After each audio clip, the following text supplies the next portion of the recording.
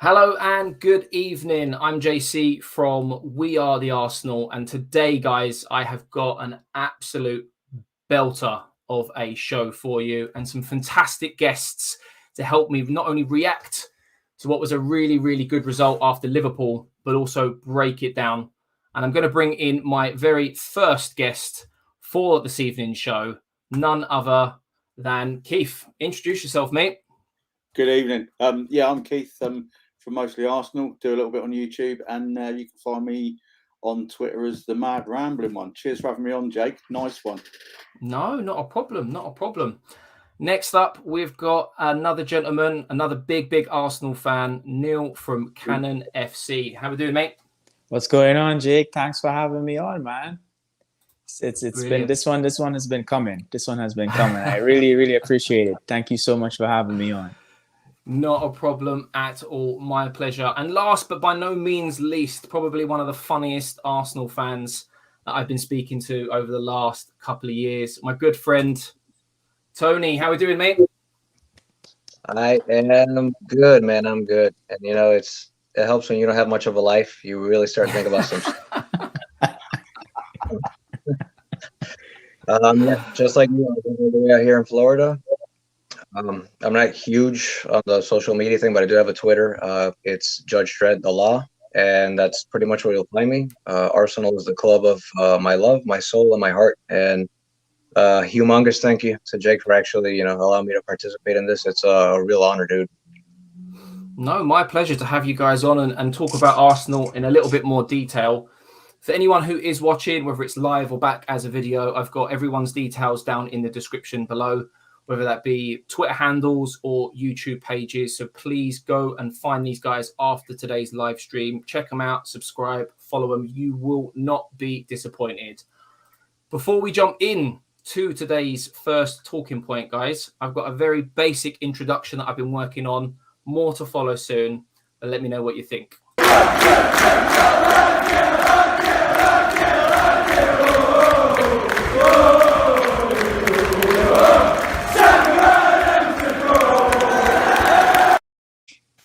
All right. There you have it, guys. There you have it. So I like it. That's that is classy. That is really classy. I like it. I like it a lot.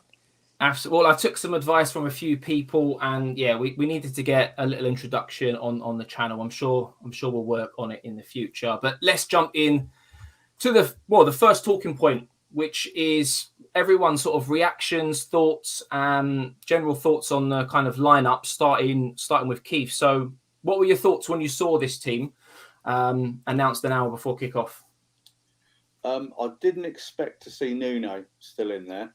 I said I thought that maybe him and Sambi might get brought on in the second half, while the Newcastle players may potentially have been a little bit more tired, and just to give them that little boost. But fair game to Mikel Arteta. He's kept faith with them.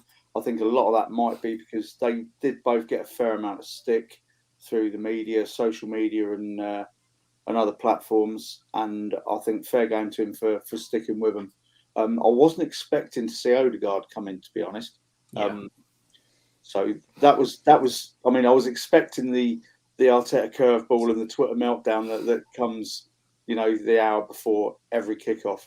But I didn't expect to see Odegaard in. But other than that, I was, happy enough with it, to be honest. I wasn't upset with any of the inclusions or exclusions. Thought it was decent. Yeah, no, I have to second what you said. Really, I thought maybe Tavares would be rested for confidence reasons. Same with Sambi. Odegaard, I think we were talking about it before the show, weren't we? That Odegaard is probably the long-term number 10, if you will, for Arsenal, and with Lacazette being out of contract in the summer, his inclusion moving forward was only going to increase. But Neil, what were your thoughts on the lineup when you saw it, mate? I was actually surprised that Sambi was still in there, because I mean, even in today's game, you saw. I'm not sure if it's like a drop in concentration or what, but there was a few loose passing here and there. But I'm happy that he's sticking with this group. I wasn't too surprised about Nuno still being in there. I thought he did really decent last week. I mean, granted, he gave away some really, crucial passes, but at the same time, we missed that. We don't have that left back bumming forward, as he would, and he really goes for it. He takes it on. We saw it today how he even likes to go at goal. So I mean, it's good, and I think it's good that he kept this team together, and it's gonna give those guys a really nice boost in confidence come Tuesday. Absolutely, yeah. Games coming thick and fast in December, the busiest month of the year in the Premier League. Tony, so that question for you, but also to answer a second question alongside that, not only are your thoughts on the lineup, but your general sort of overall reaction at 90 minutes. Yeah, again, pretty much along the same line as Keith and Neil. I think really if there would have only been one change that I would have maybe seen Arteta decide to implicate in this lineup, it would have been Tavares. But at the same time, I'm also glad when I did see him in that lineup, because of the fact that it wasn't the most spectacular game that he had the last time. But the fact that he was still putting him in there along with Sambi, it really just shows the fact that Arteta has so much confidence, not just in the lineup and the formation, but in his players as well. And that's something that they really need to have, because unfortunately, after almost every single loss that Arsenal has to endure, there's always that inevitable media crap storm that follows. A lot of negativity, and a lot of it gets directed directly to the players, which, a lot of people think that they don't read that stuff, but sometimes they do, and it really does hurt them, and it hurts the confidence. So the fact that that Arteta decided to go ahead and play them again, I think it's going to be a real big confidence booster for them. I agree. As for me, at the very end of those 90 minutes, I kind of want to dance right now, but I'm not going to do it because cue the music, Jake. Absolutely. Some people pay good money for that, Tony, so they can get it for free on this platform if you want me to cue some music up, as Neil said. So, hey, Jake, I just wanted to add one more thing in there. Even if Arteta may not have full confidence in these players yet, him still putting them in there is gonna give them that feeling. And he's probably gonna say, trust yourself, trust your ability, and go out there and do your best. And that's what these players really need, is like putting that arm around their shoulder and saying, it's gonna be okay. Last week was last week, but this week is a whole different ball game. No, I agree, actually. I don't know the exact quote, but there was something Wenger said. Keith, you might know a little more about this as well. But there was something he said along the lines of, if you play certain players at a young enough age, by the time they get to sort of 22, 23, they'll have made enough mistakes where they're already a prime player. Whereas if you do it the other way around and start playing them at 22, 23, they're going to start making mistakes at that age where they're criticised far more for it. And it takes them to the age of 25, 26 before they hit their peak. So the fact that Arteta is doing that same type of thing now with the likes of, Tavares and Sambi, who everyone expected to be dropped today, given the performance they had against Liverpool. As you said, Neil, absolute faith and confidence in these players. And it was repaid. Tavares had a great game. Sambi had a great game. And we'll break these down in a bit more detail in just a moment. But Keith or Neil, any kind of final thoughts on where you were at 90 minutes? Can I go first, Neil? Actually, I was thinking you would go first if you want. The main thing for me was to bounce back from last weekend's game and to not fall into the situation that we had November and December last season. And we all remember what happened. It was, the result was important, but the nature of the performance was every bit as important. Yeah. And we knew that Newcastle would be coming out the blocks fast, because it was Eddie Howe's first game on the touchline, and they've got that bounce. And they were, first 30 minutes, they were true to everything that I thought they would be. And when they dropped off, we kind of kicked on. But I think it's a case of job done. happy we got the win, satisfied with the performance. It was everything that it needed to be honest. So yeah, ultimately very happy. Good. Any final words there, Neil? Yeah, I was just thinking about it, and I was just saying, it's a great win. I would have really liked to see.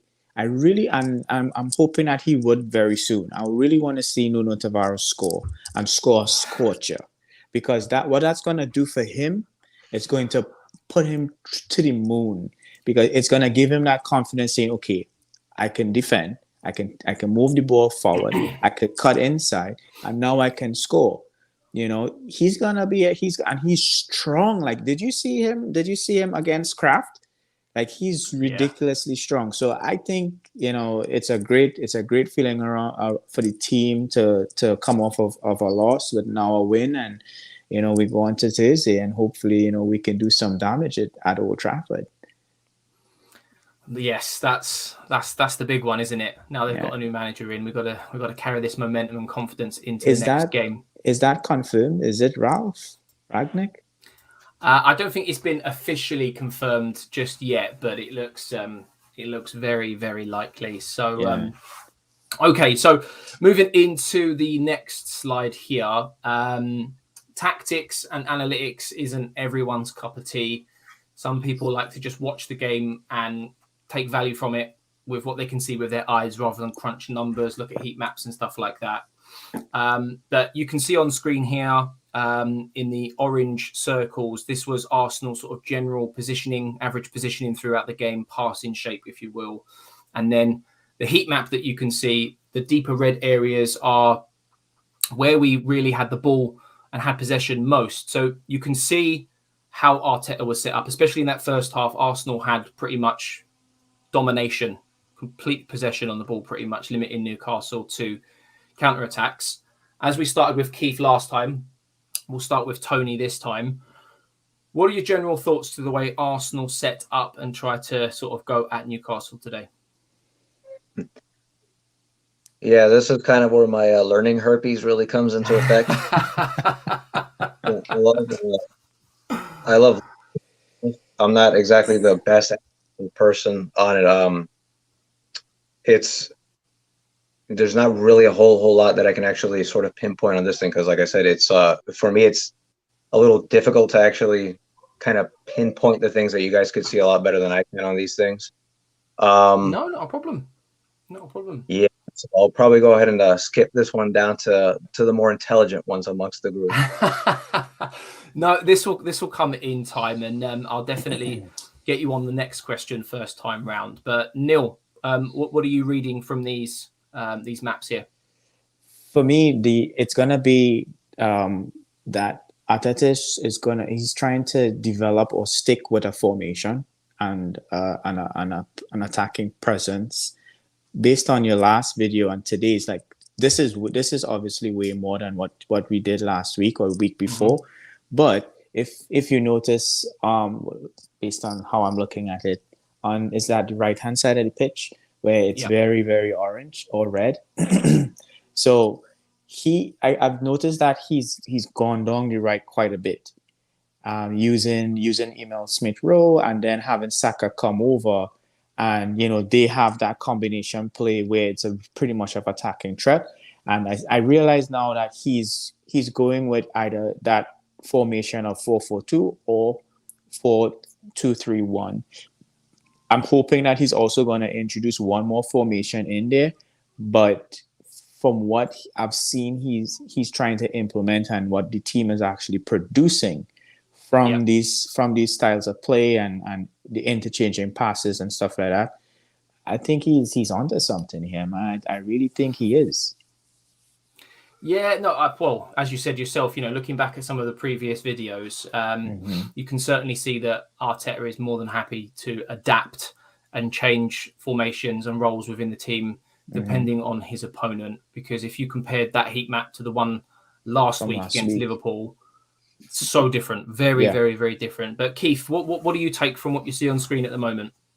I mean, firstly, agreeing with Neil, we're really heavily loaded on the right hand side. The thing that is almost quite alarming is the fact that from the map on the right hand side, Saka predominantly was further forward than Aubameyang.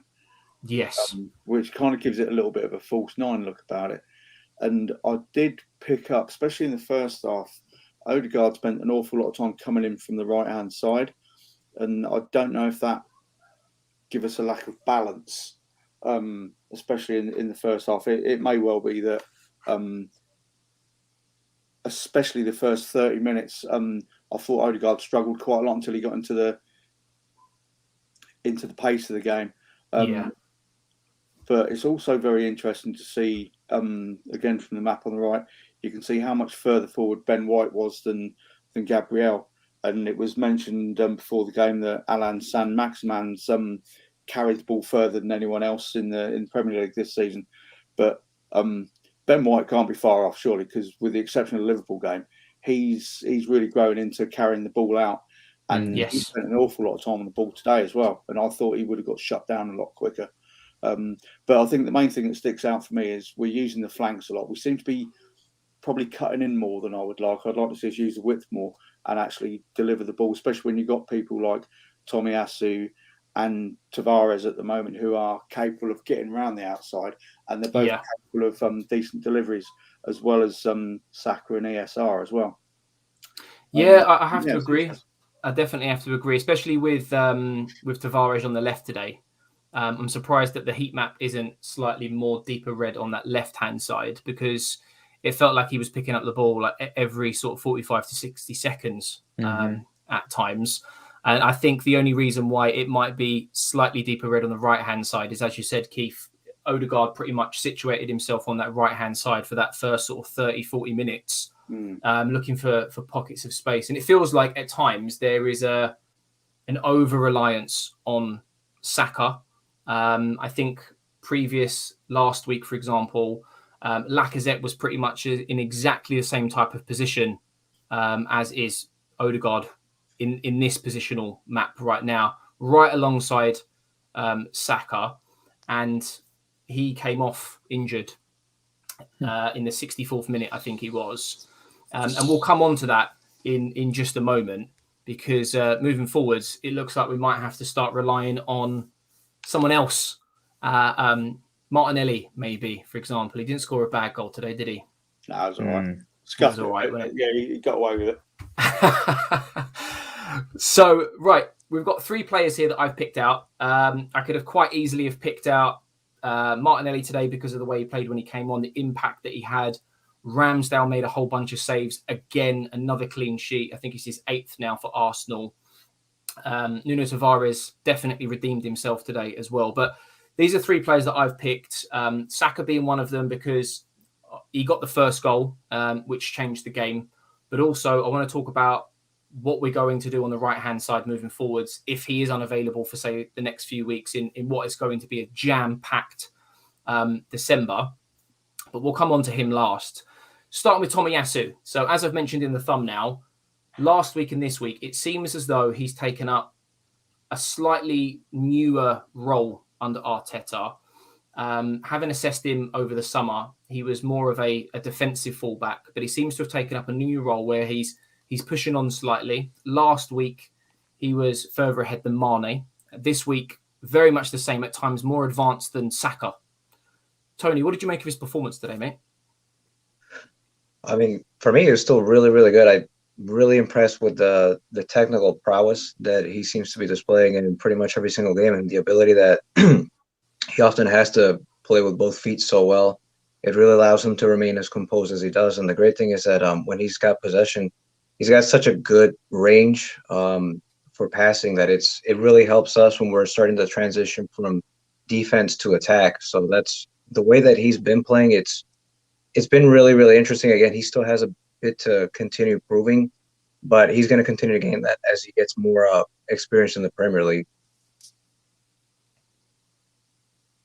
Absolutely. And Keith, what are your thoughts on Tomiyasu today? Exceptional assist for Martinelli's goal. Oh, it was unbelievable. The vision and the way he played it was spot on.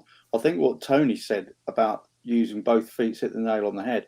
Because does he not play his international football at left back, and he can play centre back? And as far as him being a right-sided defender, you'll know my thoughts on the wing-back system. I'm a big fan of it. Yeah. He is everything you expect or everything you want from a modern fullback or a wing-back. Defensively, the guy's brilliant. Some of the challenges he put in today, I think there was one he put in on Sam Maximin when he was just about to break the lines, and there was one inside the box as well. He defensively very rarely puts a foot wrong, and he very rarely loses on many duels, as you can see from the stats you put up there, Jake. Yeah.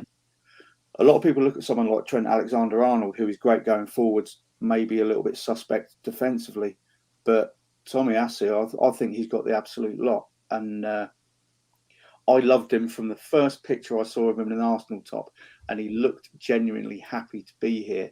And then all the stories came out about he was off at Spurs and he knocked them back and he wanted to play for us. I love this guy. I think he's absolutely brilliant, and he's just going to get better. Another one who's only 23 years old. Yeah. Scary to think that he's got his best years yet, and he's not even halfway through the Premier League season. So you could even argue that he hasn't really shown what he's capable of. He hasn't fully adapted.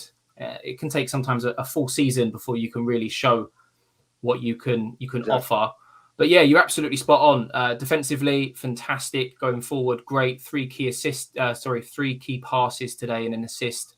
Passing wise, 89%. One thing that I do like about Arteta is there's been a clear plan. If you compare the defenders that we had or that he inherited, your Mustafis, your Socrateses, for example, none of them very good with the ball at their feet. Yeah. These guys, the back four that we have at the moment, can all play football comfortably with the ball at their feet. Very, very happy to do so. Yep. But before we move on to Lokonga, Neil, anything to add on Tomiyasu? Yeah.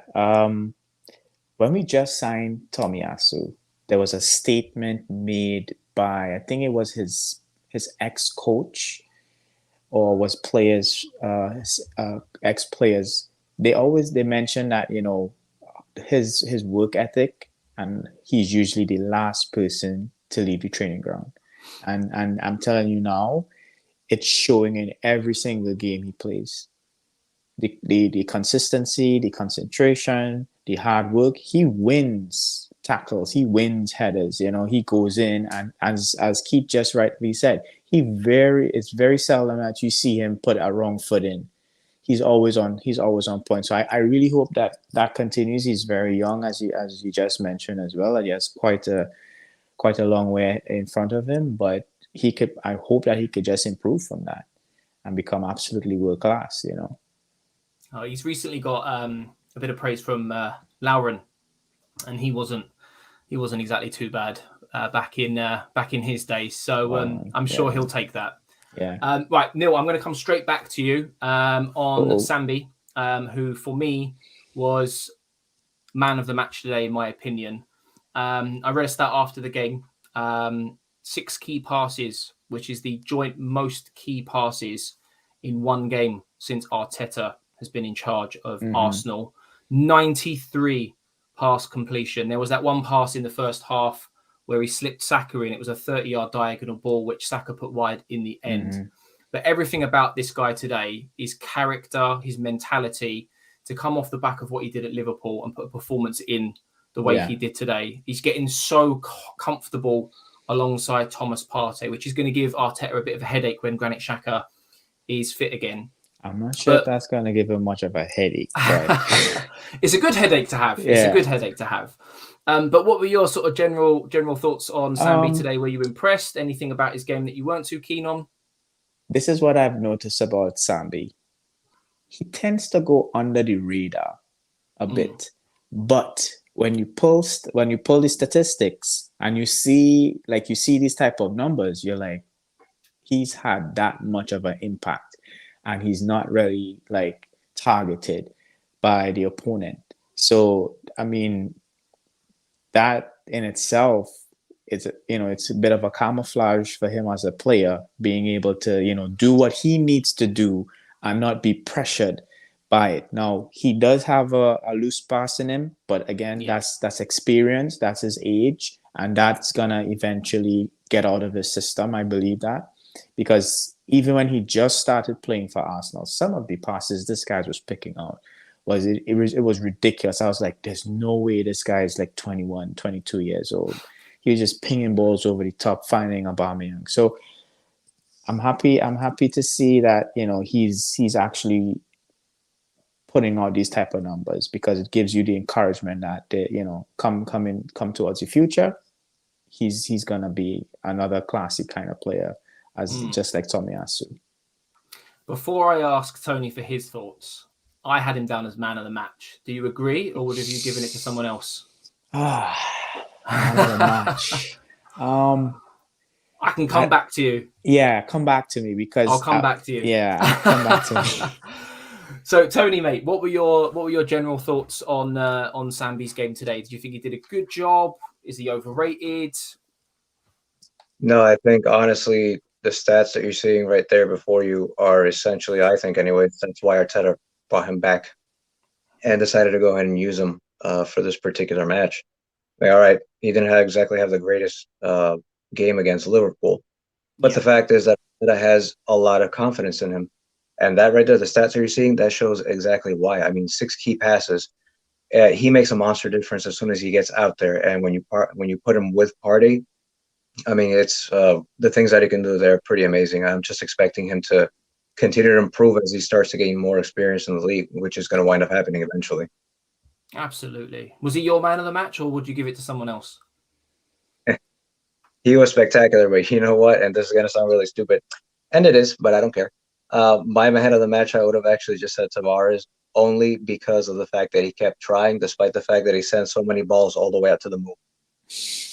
No, to be fair to you, his shooting aside today, a lot of people had him down as man of the match, partly down to his reaction as well after the Liverpool game. But Keith, coming to you, mate, on Sambi, what did you make of his performance today? I think the big thing for me, bearing in mind he did give the ball away a fair bit against Liverpool, when you look at his pass percentage and the amount of passes he tried to play, we talk about bravery, and we sometimes think that's bravery in the tackle or aerial challenges. It's about being brave on the ball as well, and holding on to it and trying to do the right thing. And that, for me, shows real bravery, especially after the amount of stuff that's been dished out at him this week. I thought he was absolutely brilliant. Regarding man of the match, it would be for me between him and Tomiyasu. I'd struggle to choose between both of them, really.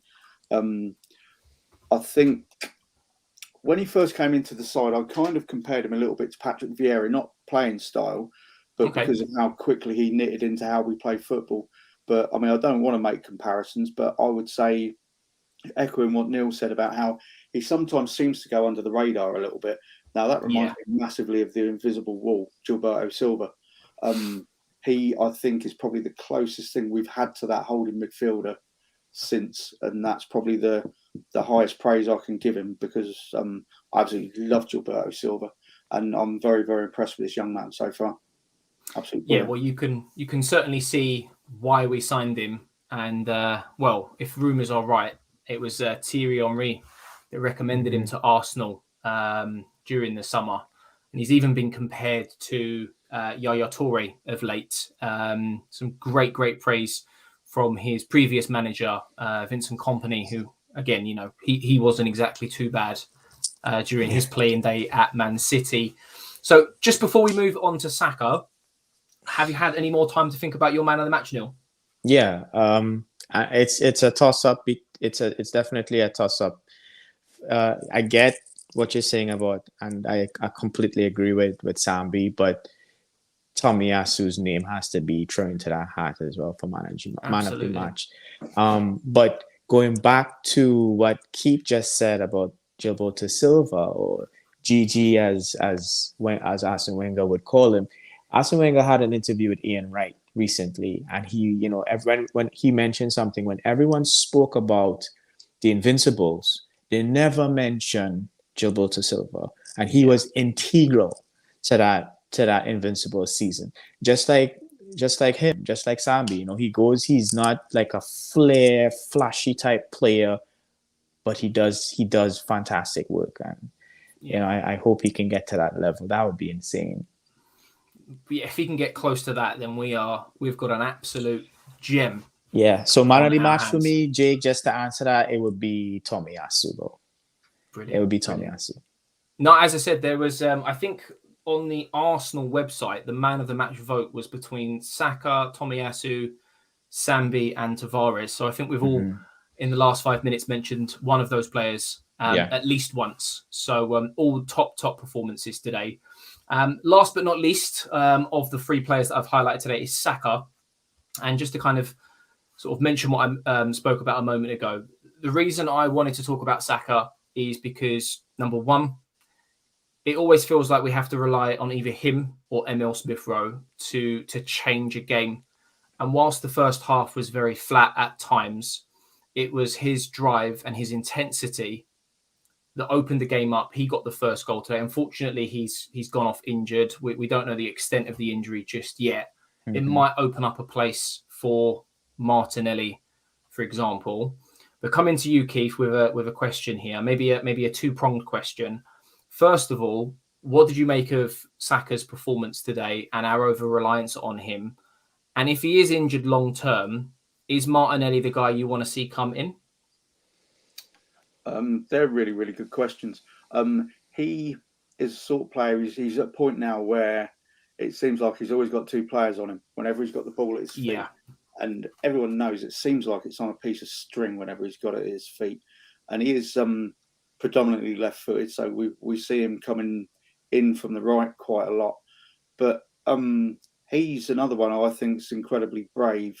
Even when things aren't going his way, he's prepared to keep going and keep going and keep going. Obviously, he's got this belief in his own ability. But he gets an awful lot of treatment, if I can call it that, off defenders. And he is incredibly strong. For somebody who looks like they've got such a slight frame, he's incredibly strong. Yeah. And the chance that he created with the miss, which we'll doubtless discuss at some point, he ghosts past players. He's just got this natural ability to wrong foot, and he's got such quick feet and great balance. But I actually was kind of hoping he was going to get rested today. Same. Because he hasn't had a break. He's got the Euros and everything in the summer. And, you know, essentially he's still a kid and he does need to be protected. And we are way too over-reliant on him. And maybe if he's got a knock that's going to keep him out for a couple of weeks, it might not be the worst thing in the world for us and him. If he is out, I think I would go for Martinelli. You know, Pepe, the jury's kind of beyond out on him now for me, I think. But yeah, I think I would have to go with Martinelli to sit in for him. Okay, just before I go to Neil and Tony on this, with regards to Martinelli, just very quickly, obviously he started his Arsenal career very, very well. Just as he was kind of getting into it, shall we say, he was unlucky with two injuries on the bounce. And we're only now starting to see him a little bit more. Would you say he's been unlucky, or has Arteta managed him in the right way? And the reason I ask this question is, obviously you should never use social media as a measuring stick for anything, full stop. But the fan base in general is very, very split on how his career has been managed up until this point. So the question, I suppose, is, has it been managed properly, or is he been in training with Arteta, trying to show what he's all about, and now is his opportunity to maybe get a foothold in the team moving forwards? Sorry, Keith, it was to you. Sorry, mate. Oh, sorry. I think he's been managed brilliantly. I agree with you. When he first burst onto the scene, he couldn't stop scoring goals. The one he got against Chelsea kind of put him up a couple of levels. And I've always thought he was exceptionally lucky to get that goal, because it was like every Chelsea defender just fell over. And obviously when he's got space in front of him, there aren't many that are going to catch him. He's that quick. Yes. So that was I'm not going to say it was a false dawn, but that goal kind of made people's expectations perhaps a little bit too high. And I look back when I think he started the game up front against West Brom last season when we relegated them. And he looked to me a little bit out of his depth. And I think Arteta was right to pull him away from the limelight. And you could see today just little nuances about his game, whereas you're always taught to bend your runs as a striker. Yeah. Instead of running in a straight line, you bend your runs. And you look at how he bent that run today, and it just gave Tomiyasu that space to put the ball in. It's just little things like that. He's learning. Personally, I'd like to see him start or come on as sub in the next few games, because of the way his game is. He's all action. He's so fast, and he'll have that chance where other players are a little bit more jaded. It then accentuates his pace against theirs. Yes. And that will increase his confidence. I think if he was to start in the Man United game in the same role, they're going to be so up for it for the same reasons Newcastle were, and he might sink a little bit. But having said that, if Bukayo is out, then he's probably naturally the best choice to replace him. But yeah, I think he's been managed in exactly the right way, to be honest. Perfect. No, I'm glad you said that, because the amount of stick Arteta has got over the way his career has been managed, for a player so young, and we've seen it happen so many times before, where you've got this fantastic player with so much potential, and they pick up, maybe not a major injury, but a fairly big injury, and two on the bounce as well, and their careers just disappear because of the expectation. So yeah, absolutely spot on there. Tony, coming to you with the same original question, if you can remember what it is. I'm even struggling to remember what it was. With regards to Saka. No, it was my fault for asking a third question. But yeah, with regards to Saka, what did you make of his performance today? Over reliance on him at times, and is Martinelli the right replacement for him if he is out for a few weeks? Yeah, it's actually pretty funny you mention it, because the thing is, I see in this Arsenal squad right now the same potential that I see in the current England squad, and that is massive potential to really just to get so very far in the competitions that they're at.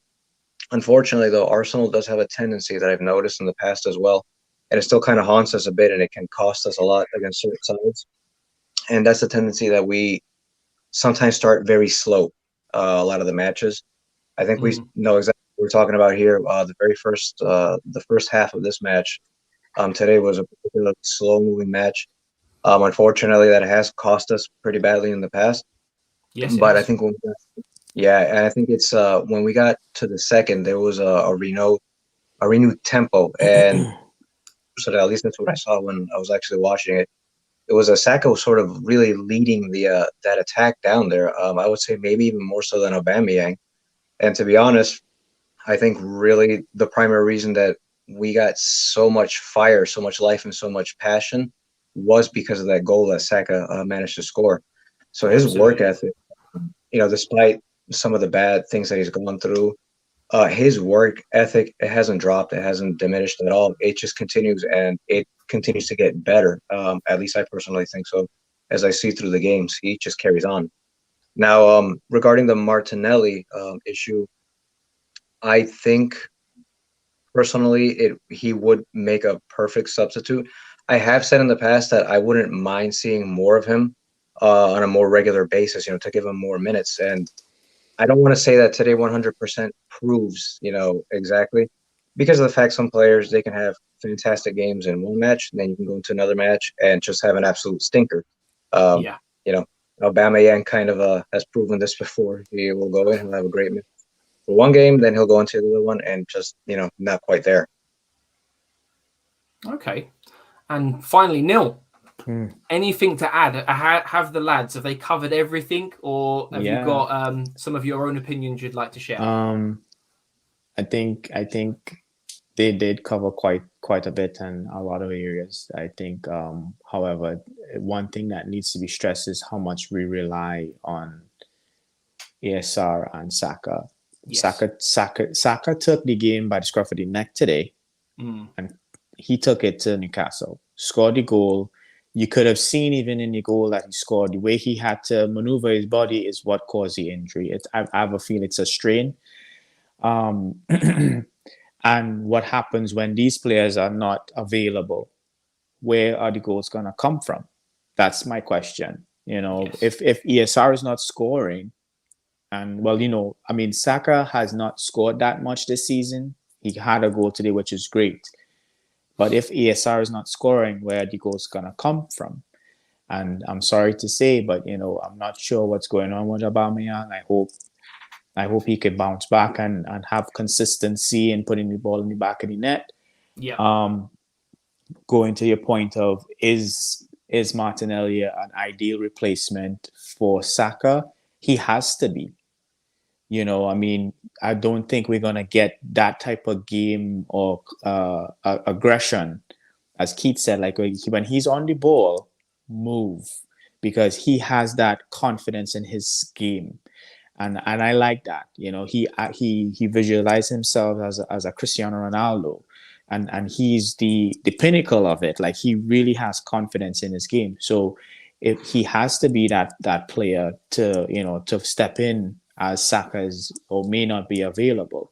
I just hope that what it's gonna come down to is that if he does take this opportunity, if he does get it, and he does well, and goes for 3-4 games and he does well, what's going to happen now? Because Saka is slowly becoming a talisman for the club. No, he really is. He really is. So you make some good points there. I think with Martinelli, if he does come into the Arsenal side over the next few weeks, if Saka is injured, say for example, and he puts in some top 9 out of 10, 10 out of 10 performances, Saka's fit again, it's only a good thing. If we look at Man City, who are years and years ahead of us, if you look at their squad depth, when one player isn't playing well, they've got another ready-made replacement to come in and do the business, especially when you look at Aubameyang, who hasn't been firing on all cylinders of late.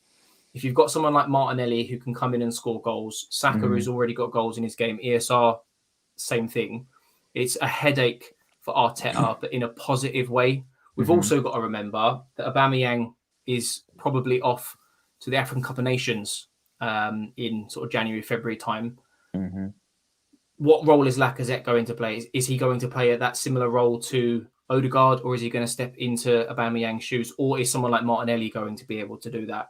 So lots of different potential scenarios to look forward to. But up next, we've got this section, which I like to call match-defining moments. We've got 4 scenarios here in the game. Obviously, there were far more than just these 4 incidents during the game that we could, digest, break down, so on and so forth. The first 2 pictures are the goals, which we've already touched upon in some detail. We'll go through them in a little bit more because there's a few players in these pictures that we haven't spoken about too much.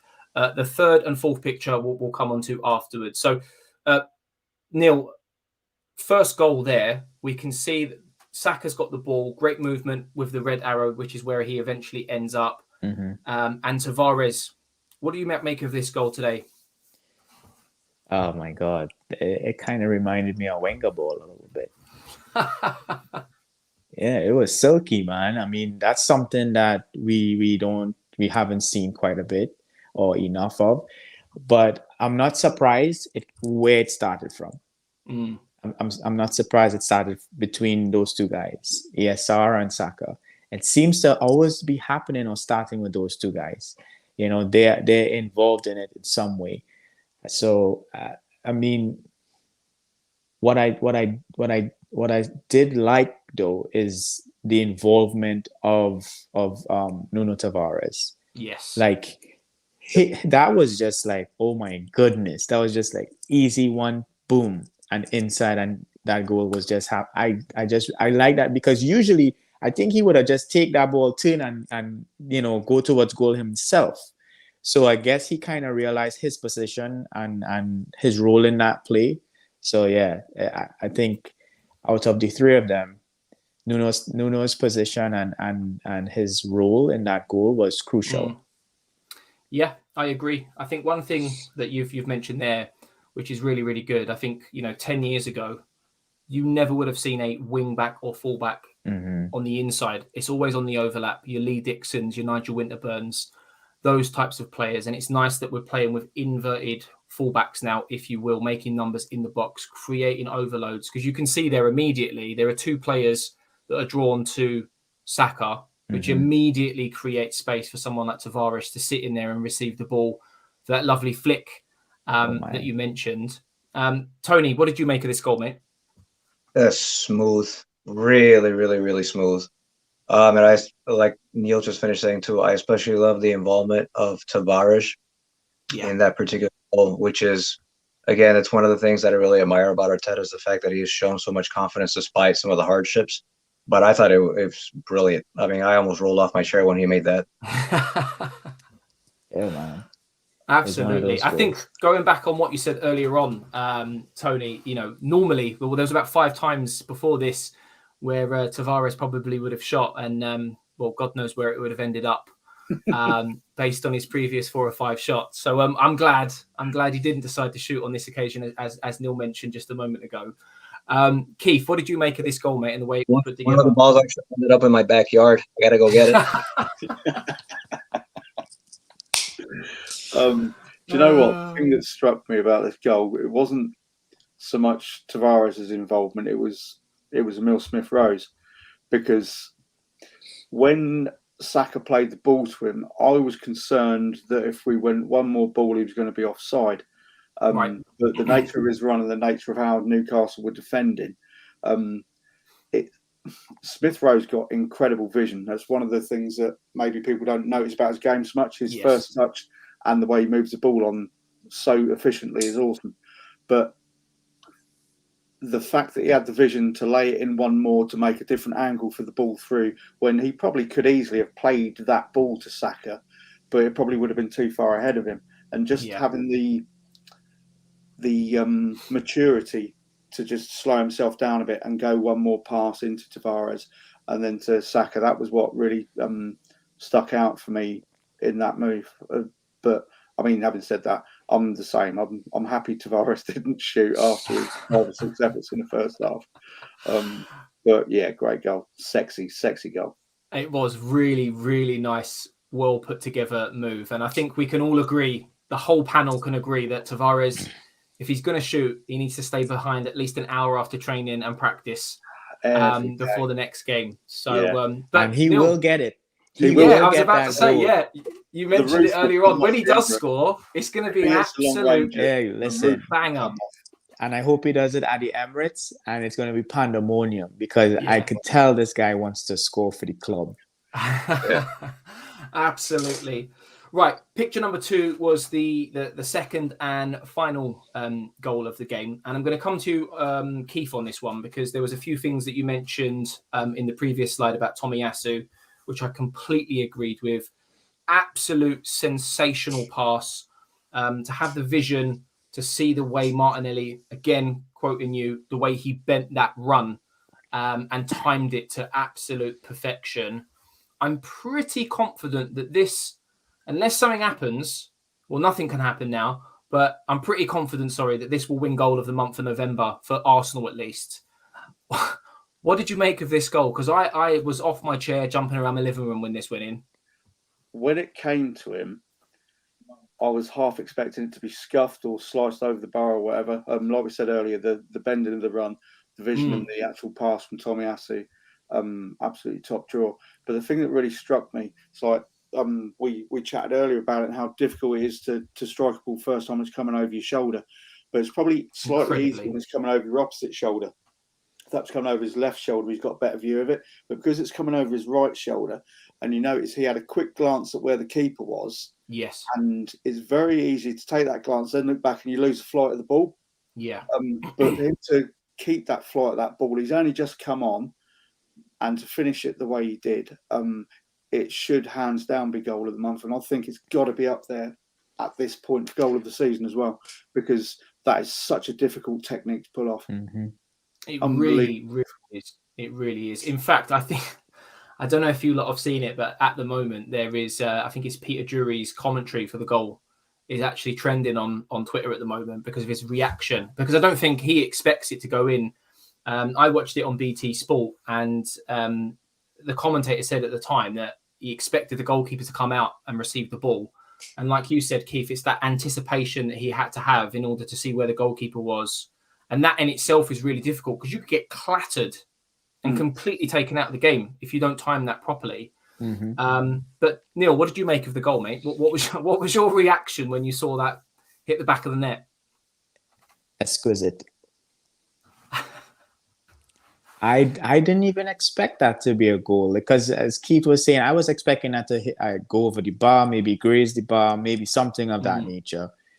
But for him to be able to time the ball, glance the keeper, be aware of the flight of the ball, and it's coming over his opposite shoulder, and be able to finish like that, come on. That is good. That's going to be goal of the season. Forget about goal of the month. He's going to get that too, but it has to be. I mean, and it shows his composure as a striker. Like, you like, and he's so, like, again, I'm going back to the fact of how young these guys are. Yeah. Class. It shows you what a bit of Brazilian flair might give you in front of goal. But Tony, what did you make of this goal when you saw it go in? There was about 5 seconds where I literally was just slack-jawed. I honestly did not think that was going to go in at all. But beautiful, absolutely beautiful.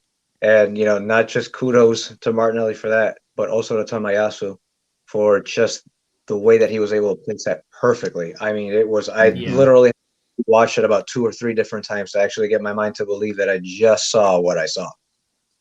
I want to believe all of us had a delayed reaction to that goal. Yeah.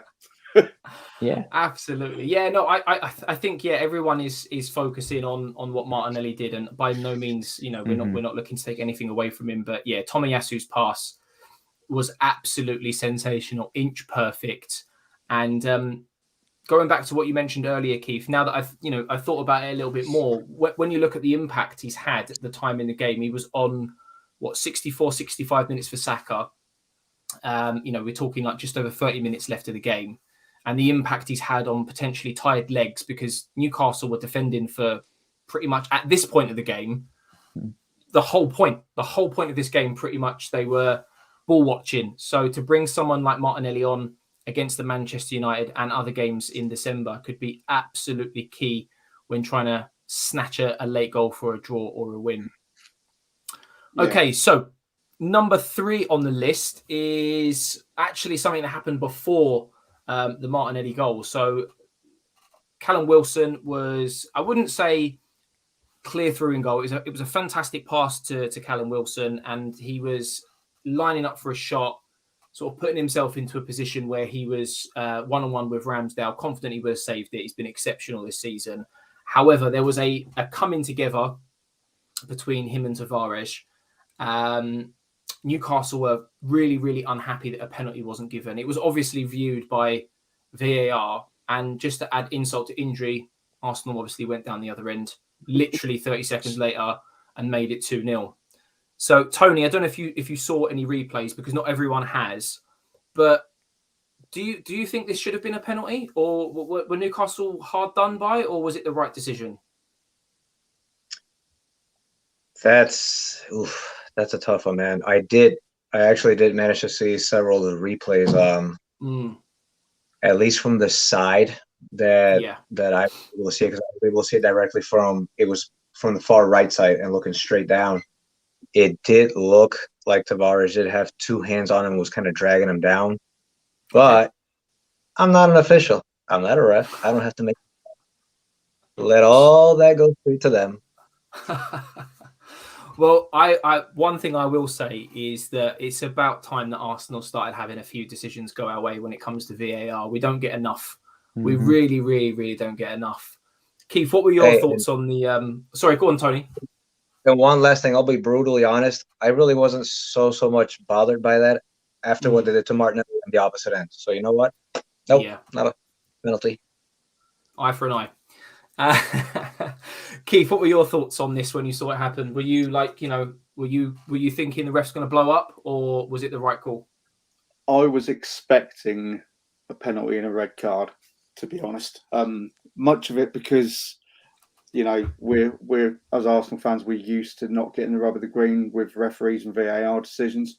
Yeah. And when you look at it there, I don't like it on BT Sport when they go Peter Walton because they can't bear the bloke, but he did make quite a valid point in that a good old-fashioned shoulder charge, if the ball is away, is fair game. Yes. It does look a little bit like Tavares has gone in more than Wilson has, but obviously Wilson was, striker gets touched in the box, he's going to go down. Yeah. The interesting thing was that regardless of which way the ref had gone, VAR apparently wouldn't have overruled this because it wouldn't have been a clear error made by the referee because the lines were so fine. We've seen them given, we've seen them not given. I would say if it was the other end of the pitch and we didn't get that, I'd have been pretty miffed about it. But I'm very, very happy that we did get away with it, and it is incredibly amusing to me that we went up the other end and scored straight afterwards because we all know we've had so many. You remember David Luiz last season against Wolves. There's so many things that have gone against us, and could have gone either way. Seen them given, seen them not given. But, I think, like you said. I think, like you said, nail on the head. I think had Arsenal have not gone up the other end and scored literally 30 seconds later, maybe, just maybe, it wouldn't have been under the microscope as much. But the fact that we got up the other end and score, make it 2-0, it's a huge turning point in the game. At 2-0, the game is pretty much in Arsenal's hands to lose at that point. Neil, what did you make of the incident? Was it the right call, or were you expecting a penalty? Where was your heart at this point? Because mine was in my mouth. I didn't listen to echo what Tony said. There's VAR, there's 4 referees on the pitch, and if they miss it, they miss it. We've had several, maybe hundreds of calls gone against us, and if this was in our favor, well, it's very well due.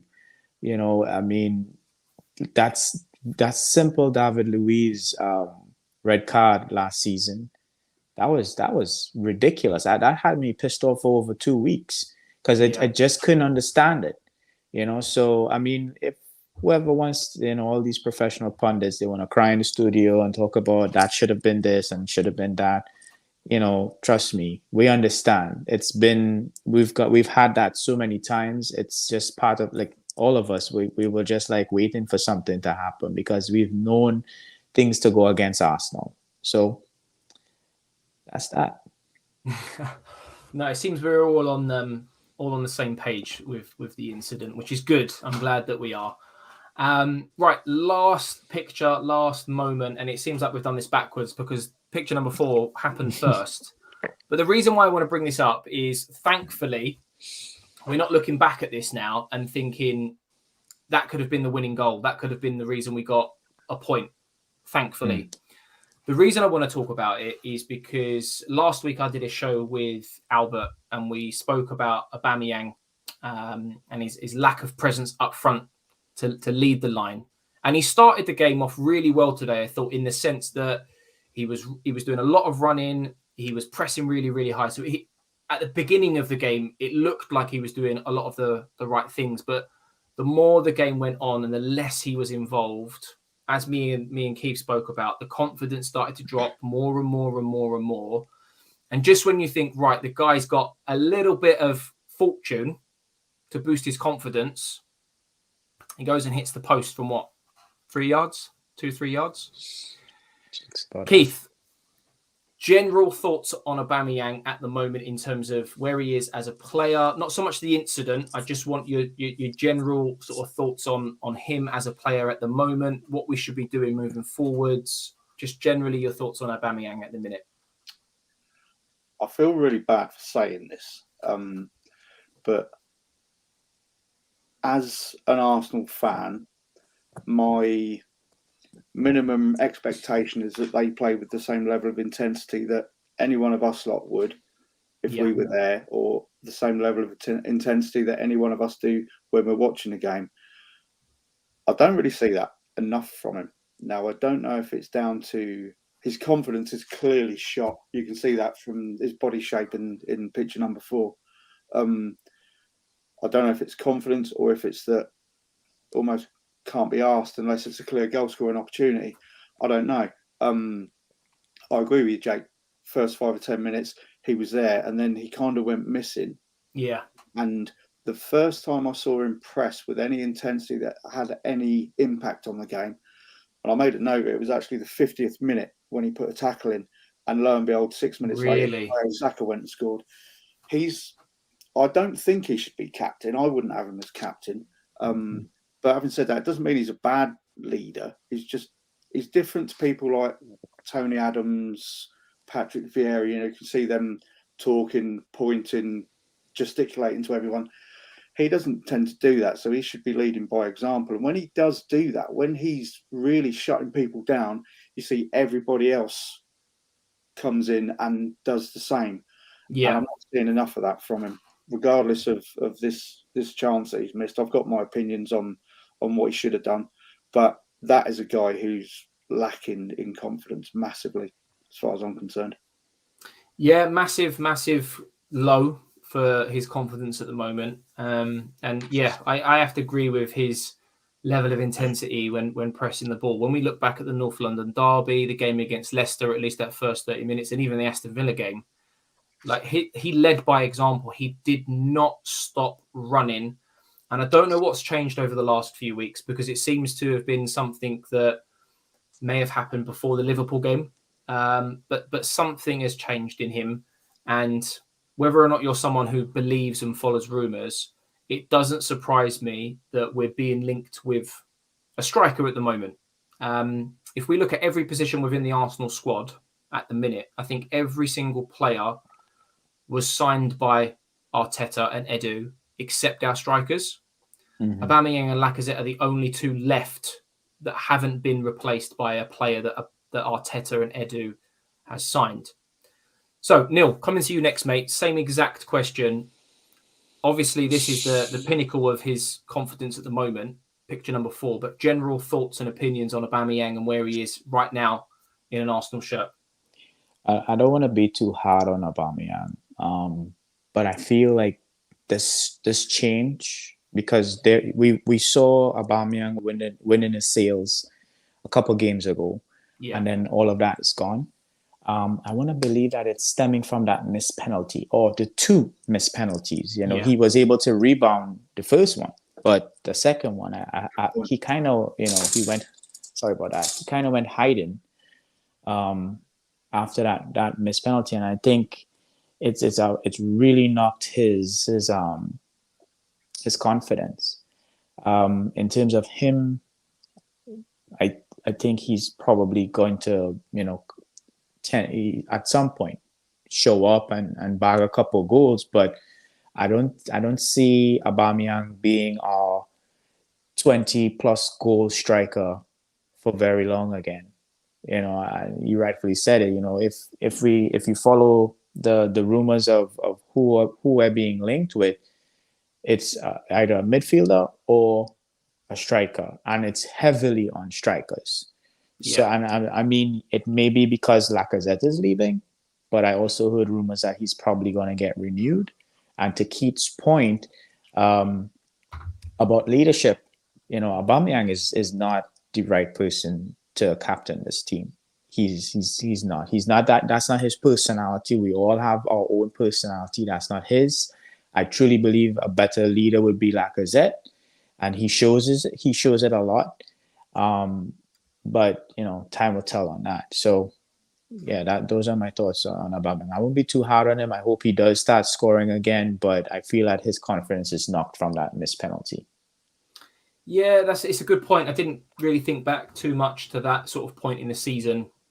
I know he obviously scored the rebound from the first missed penalty that you mentioned, but it's obviously not going to do his confidence any good. And he's still got at least a year and a half left on his contract. So you'd like to think that at some point in this season, his confidence will return. and he will start scoring goals, especially if we want to push for that top 4. Tony, what are your general thoughts and opinions on Aubameyang at the moment? Yeah, it's just as both Neil and Keith have already mentioned, and this isn't just happening over the past couple of games. I've said before, not to be overly critical because I still have a lot of respect for Aubameyang. Absolutely. But the thing is, in his particular case, it seems to be, or it looks to me like his primary consistency is inconsistency, because he will go for 2, maybe 3 games where he'll do quite well, and then he can go for 4 or 5 games where it just really drops off. And I hate seeing that because of the fact that I still want to believe that he has the qualities that will make him an excellent captain. But as it stands right now, with the constant, with all this inconsistency issues that he's having, I really wouldn't recommend continuing to have him as captain until he manages to get the confidence back up. I really hope he does, because again, like I said, I have nothing but respect for Aubameyang, some of the things that he's done for the club in the past. But right now, it would be great if he could find a way to get over that and to start being a more consistent goal scorer, which is what we really need to have right now. Yeah, do you know what? I think what it comes down to is maybe the weight of responsibility of being captain of Arsenal is weighing him down and taking his mind away from what he needs to do at the top end of the pitch. Now, I know when he took the captaincy on, there weren't very many leaders in the team. But when you look at who we've got in the team now and who you could potentially pass that armband on to, one player in particular who literally doesn't shut up over 90 minutes for me is Gabriel at the back. And I love centre-back captains, absolutely love centre-back captains. And last season, I would have said to you, Kieran Tierney all day long. Problem you've got with that, in my opinion, is that he picks up too many injuries throughout the season, and he's probably going to end up passing the armband on anyway. Before we move into the next slide, a very, very quick question. Keith, do you think we should pass the armband on? And if so, who would you give it to? I do think we should pass the armband on. He's not a natural leader, and I don't like seeing a striker as captain anyway. Same as you, I like either a central midfielder, central defender, or even a goalkeeper. Yeah. And also, I think the captain has to be the first name on the team sheet. And at the moment, for me, that would either be Ramsdale or Gabriel. If you'd have asked me 6 months ago, it would have been KT. But the fact that Tavares was picked today shows to me that KT's got real competition, more than real competition for that spot. So he's not essentially an automatic pick. I think personally, I agree with you, Jake. I'd go with Gabriel. Neil? I would go, if I have to pass it on to anyone, it would be Ramsdale. I would say Ramsdale 100%. Sorry, go on, Neil. Ramsdale, 100% said, yeah. Ramsdale, yeah. And Neil, Tony, even. No, it's actually really funny that we just got that many Ramsdale remarks, because the thing is, I had thought about it, and actually Ramsdale would have been my immediate choice right away, because this man, it's just the passion that he shows game in and game out is ridiculous. I mean, he is all over. Sometimes, even when we were getting stomped out by Liverpool last time, this man looked like he was actually just having an excessive, disgusting amount of fun out there. And you can tell that that's what it is. So for me, it would actually really be Ramsdale. He's my natural choice for it. Yeah, he seems a leader, to be fair. He's been quoted to be one of several new leaders and big personalities in the team, which is good. Like it's what we need. It's exactly what we need. Yeah. So before we wrap things up, for those of you who don't know, whether you're watching live, whether you're watching it back as a video, before every game, I drop a preview on YouTube, and then also over on Twitter, I ask everyone score predictions. Anyone who gets it right will get a shout out on the channel. Melanie, if you're watching, if you're not, well done to you for correctly predicting an Arsenal 2-0 win. And then one of our own, Judge, 2 days ago as well. Well done to you. That's a surprise right there. Well done. Well done to you. There was, before we were doing these live streams, most of you watch the videos that I used to post on my channel. Keith went on a run of about 3 or 4 games. And every week I was posting a video with Keith's name on it every single week. So you'll have to start again, Keith, because we were winning all of our games at that point. I know. I did call 2-0 today, but I didn't call it on your one. I think I did it on my video the other night. And I worked out what happens. If I don't bet on the result, it's I'm getting the score right. Then I went and bet us to win 2-1 against Liverpool. We all know what happened there. Mm-hmm. And then I didn't bet on today's one. So as long as I don't bet on us, I think we're all right. So I think I'm personally responsible for the 4-0 against Liverpool. Oh, my God. Keith, I knew it was you. Well, you can make the prediction and I'll put the money on. I don't know if that counts. I don't know if that still counts as bad luck, but maybe we'll give it a go moving forward. So yeah, for anyone who's watching, if you want to get a shout out potentially on the channel moving forwards, all you have to do is get involved in the preview or over on Twitter. And speaking of Twitter, for anyone that doesn't already know, all of us on the channel today have Twitter profiles. Myself, Neil, and Keith all have YouTube channels, and I won't bother explaining it myself. And as Neil is next to myself on screen, thank you very much for joining me today and breaking down what was a great bounce back win for Arsenal. But tell everyone what you're about, where they can find you, and what you do. So you guys can find me on Twitter at Neil Dwarka or at Canon FC, as well as the YouTube channel Canon FC. You can find me as well on Instagram and on Facebook. Username, you'll find me. I'm not too fancy on creating aliases. But yeah, man, my YouTube channel is very, very new, but my goal is really to get as many fans on, football fans, not just Arsenal fans, come on, have a say. And, let's just create this community of football, Brilliant, brilliant. And Keith, tell the people, who are you? What do you do? Where can they find you, mate? Right, well, you can see my my Twitter handle on the screen. That's where you can find me on Twitter. I used to like saying I've got a new channel, but I can't really call it new anymore, especially with Neil sat there. I've done like 32 videos so far. It's called Mostly Arsenal, and as the title would depict, it's mostly about Arsenal, but occasionally I'll chuck some other stuff in, like stories about teenagers walking into lampposts and me laughing at them, stuff like that, and just general randomness. So if that's the sort of thing you like, and I do swear a lot, so just be warned. I do a disclaimer at the start of every video. If that's not your thing, then go look somewhere else. But yeah, look it up and see if you fancy it. Other than that, have a look at Neil's new channel and stick with Jake's as well, because they're absolutely awesome. Oh, thank you very much. Thank you very much. Appreciate those kind words, and even more so for you to come on the channel this evening and spend over an hour of your time with us.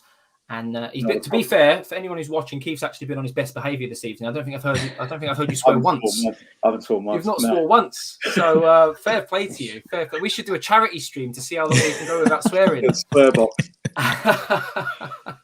And then last but by no means least, Tony, talk to the people.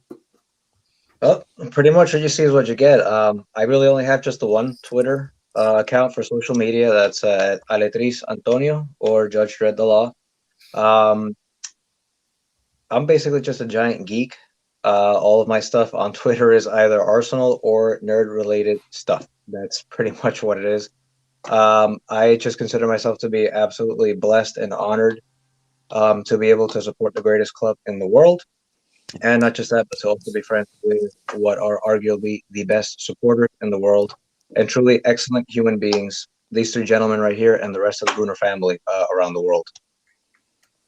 Well, no, it's been an absolute pleasure having you on this evening, Tony. And we'll have all of these gentlemen on again, regularly featuring on We Are Arsenal in these live shows, which are brand new to my channel. As mentioned already, everyone's details are down in the description below, whether it be Twitter handles or YouTube channels. So go and follow these guys, go and subscribe to their channels. But I think, guys, that is about going to wrap things up. Unless anyone's got anything to add, I think we're pretty much done for this evening. I would just like to say a huge thank you for inviting us on. You know, we've all been chatting for quite a while, and for the four of us to actually get here and do this together is really cool. I've really enjoyed it. Yeah. So I just wanted to say thanks to you guys for being involved. You know, as a group, it's been really fun. Yeah, It's been absolutely. I'd like to It's echo that absolutely great. those same sentiments. And thanks again, Keith and Jake and Tony. You guys are really, really. I would never expect it. You know, meeting complete strangers over Twitter, have one common love, and that's Arsenal Football Club, and then to be able to come on here and to share our thoughts and views is something else. So thank you again, Jake. No, not a problem. I'm just glad that we can all do it. And no doubt this will be the first of many moving forwards. So without no further ado, for anyone watching live or as a video, for now, we are done. Thank you very much for tuning in. Drop a like, subscribe, and we'll catch you probably for the Man United game. Goodbye, people.